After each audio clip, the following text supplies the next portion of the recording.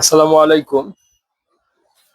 এখন আমরা আহ, কোরআন থেকে আমরা প্রথম 3 ক্লাসে যে রুলস গুলা পড়েছি, কনসেপ্ট গুলা শিখেছি, সেগুলোর কোরআনে আমরা অ্যাপ্লিকেশন দেখব। আমরা এই আয়াতটা দেখি, ইন্নামাল মুমিনুনা ইখওয়া। এর মানে হচ্ছে নিশ্চয়ই, মানে ইন্নামা মানে হচ্ছে শুধুমাত্র, আল মুমিনুনা ইখওয়া, মুমিনরাই ভাই ভাই, বিশ্বাসীরা একে অপরের ভাই। তো এই যে আপনারা দেখেন এখানে মুমিনুনা, কারণ মুমিনুনা শব্দটা দেখেন এখানে, এটা হচ্ছে প্লুরাল, এটা হচ্ছে জাম। এই মুমিন থেকে আমরা প্রথম ক্লাসে পড়েছিলাম মুমিনুনা এসেছে। তারপর আপনারা দেখেন আল কাফিরুনা হুমুজ জালিমুন, কাফির থেকে আসছে কাফিরুনা, জালিমুন থেকে আসছে জালিমুনা। এটা আমরা প্রথম ক্লাসে পড়ছি সাবজেক্টিভ অবস্থায়। প্লুরালটা এরকম উনা বসায় আমরা প্লুরাল করি। মুমিনুনা, কাফিরুনা, জালিমুনা, এগুলো আমরা প্রয়োগগুলো আমরা প্রথম ক্লাসে এগুলো আমরা শিখেছিলাম। আল কাফিরুনা হুমুজ জালিমুন, যারা কাফের তারাই জালেম। হুম মানে তারা, আমরা এটা দ্বিতীয় ক্লাসে বলেছি। পরেরটা দেখেন, আকিমিস সলাতা লিযিকরি। এই যে আমরা তৃতীয় নাম্বার ক্লাসে আমরা এটা বলছি যে যিকরি, যে আমরা অবজেক্টিভ প্রোনাউন সম্পর্কে আলোচনা করেছিলাম। এই অবজেক্টিভ প্রোনাউন, যে যিকরি, আমার জিকিরের জন্য, লি যিকরি, লি মানে জন্য, লি যিকরি, আমার জিকিরের জন্য তোমরা সলাত প্রতিষ্ঠা করো। আকিমিস সলাহ, সলাত প্রতিষ্ঠা করো। এই আকিম এটা মূলত আসছে কমা থেকে, প্রতিষ্ঠা করো, কায়েম করো। এখান থেকে আকিম, এটা হচ্ছে ফেল আমর, আদেশবাচক ক্রিয়া। আদেশবাচক ক্রিয়া থেকে আকিমিস সলাহ, আকিমিস সলাত লিযিকরি, আমার জিকিরের জন্য তোমরা সলাত প্রতিষ্ঠা করো। তারপর আমরা দেখি ইন্না সলাতি, যেটা আমরা পড়ছিলাম আমাদের 3 নাম্বার ক্লাসে।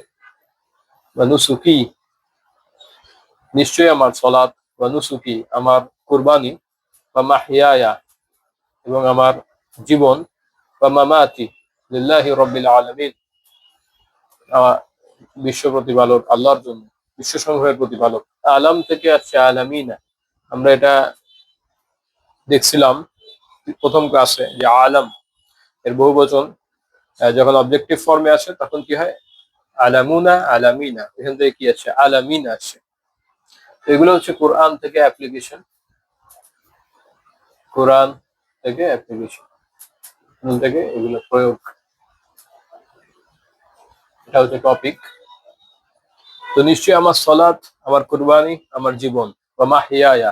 এখানে দেখেন একটু চেঞ্জ, যে মাহিয়ায়া, এটার কারণটা হচ্ছে মাহিয়াউন, এখানে ইয়া আছে, ইয়া থাকার কারণে ইয়ার পরে যখন আরেকটা ইয়া চলে আসে তখন এই চেঞ্জটা আছে, মাহিয়ায়া, এখানে জের না হয়ে কিন্তু জবর হয়েছে। তারপর দেখুন হাসবুনাল্লাহু ওয়া নি'মাল ওয়াকিল, হাসবুনাল্লাহি ওয়া নি'মাল ওয়াকিল, যে আমাদের জন্য আল্লাহই যথেষ্ট। হাসবুনা আমরা এটা 3 নাম্বার ক্লাসে দেখছি, হাসবুনাল্লাহি ওয়া নি'মাল ওয়াকিল, এবং তিনি কত উত্তম অভিভাবক, কত উত্তম ওয়াকিল। তো কোরআন থেকে আমরা এইগুলো আমরা দেখছি যে ই মানে হচ্ছে আমার, যে কোনো শব্দের শেষে ই বসাইলে এটার অর্থ হচ্ছে আমার। সলাতি আমার সলাত, ওয়া নুসুকি আমার কুরবানি, ওয়া মাহইয়ায়া আমার জীবন, ওয়া মামাতি এবং আমার মরণ, লিল্লাহি রাব্বিল আলামিন মহান প্রতিপালক আল্লাহর জন্য, জগৎ সমূহের প্রতিপালক আল্লাহর জন্য। এই যে আলাম মানে হচ্ছে জগৎ, এবং আলামুনা জগৎ সমূহ, আলামিনা যখন অবজেক্টিভ ফর্মে আসবে তখন এটা, যারা জানেন তারা জানেন যে এখানে আরো অনেক কেস আছে। আরবি ভাষাটা আসলে ইংলিশের মতো না, এখানে সাবজেক্ট অবজেক্ট না, এখানে অনেক ব্যাপার আছে। মাজরুর মানসুব এই দুই অবস্থাতে আলামিনা হয়, এবং মারফু অবস্থাতে আলামুনা হয়। এগুলো যারা আরবি নিয়ে পড়ালেখা করছেন, মাদ্রাসাতে নিয়ে পড়ালেখা করছেন, তারা এগুলো ভালো জানেন। কিন্তু আমরা একটা জেনারেলদের জন্য, যারা আরবি একেবারেই জানে না, তাদের জন্য বানাচ্ছি। তো হাসবুনাল্লাহি ওয়া নি'মাল ওয়াকিল, আল্লাহই আমাদের জন্য যথেষ্ট। হাসবুনা, হাসবুন মানে হচ্ছে যথেষ্ট, আর হাসবুনা মানে আমাদের জন্য যথেষ্ট। এটা আমরা 3 নাম্বার ক্লাসে আমরা দেখছিলাম। তো আপনারা সবাই হ্যাঁ, এগুলা HW করবেন। HW করলে, প্র্যাকটিস করলে ইনশাআল্লাহ এগুলা আপনাদের মাথায় এগুলা গেঁথে যাবে। আসসালামু আলাইকুম। নেক্সট ক্লাসে আমরা নাকিরা মারিফা নিয়ে আলোচনা করব। আহ তো নেক্সট ক্লাসের জন্য আপনারা প্রস্তুতি নেবেন।